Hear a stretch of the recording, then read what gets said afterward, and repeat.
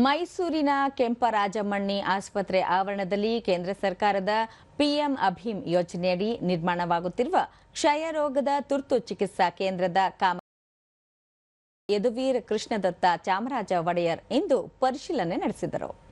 ಈ ವೇಳೆ ಮೈಸೂರು ವೈದ್ಯಕೀಯ ಶಿಕ್ಷಣ ಸಂಸ್ಥೆಯ ಡೀನ್ ಡಾಕ್ಟರ್ ದ್ರಾಕ್ಷಾಯಿಣಿ ಸೇರಿದಂತೆ ಮತ್ತಿತರರು ಉಪಸ್ಥಿತರಿದ್ದರು.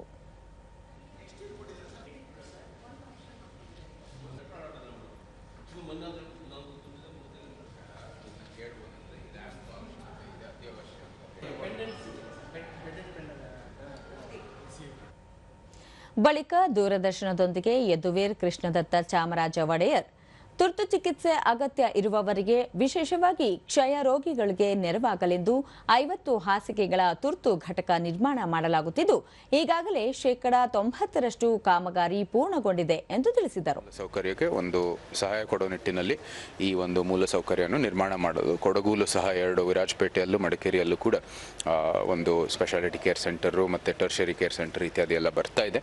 ಇಲ್ಲಿ ಮೈಸೂರಲ್ಲೂ ಸಹ ಇಂಥ ಒಂದು ಕಟ್ಟಡ ಮತ್ತು ಇಂಥ ಒಂದು ಮೂಲ ಸೌಕರ್ಯ ಬರೋ ಮೂಲಕ ನಮ್ಮಿರುವಂಥದ್ದು ಒಂದು ಒಳ್ಳೆ ವ್ಯವಸ್ಥೆಗೆ ಒಂದು ಇನ್ನೂ ದೊಡ್ಡ ಸಹಾಯ ಆಗುವಂಥದ್ದು ಕೆಲಸ ಆಗುತ್ತೆ.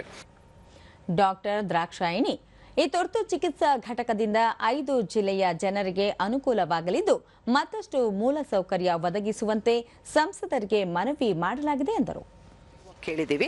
ಅದಾದಮೇಲೆ ಒಂದು ರ್ಯಾಂಪ್ ಬೇಕಿತ್ತು, ರ್ಯಾಂಪು ಮತ್ತು ಒಂದು ಲಿಫ್ಟ್ ಕೇಳಿದ್ದೀವಿ ಎಕ್ಸ್ಟ್ರಾ. ಸೊ ಈ ಥರ ಅಡಿಷ್ನಲ್ ಒಂದು ಇದನ್ನು ನಾವು ಹೇಳಿದ್ದೀವಿ, MP ಸಾಹೇಬ್ರಿಗೆ ಹೇಳಿದ್ದೀವಿ, ಅವ್ರ ಗಮನಕ್ಕೆ ತಂದಿದ್ದೀವಿ. ಥ್ರೂ ನೋಡೋಣ, ಸೆಂಟ್ರಲ್ ಮೂಲಕನೇ ತರಿಸೋಣ ಅಂತ ಹೇಳಿದ್ದಾರೆ. ನಮ್ಮ ಇದನ್ನು ನಾವು ಕೊಡ್ತೀವಿ, ಏನೇನು ಅವಶ್ಯಕತೆ ಇದೆ ಅನ್ನೋದನ್ನು.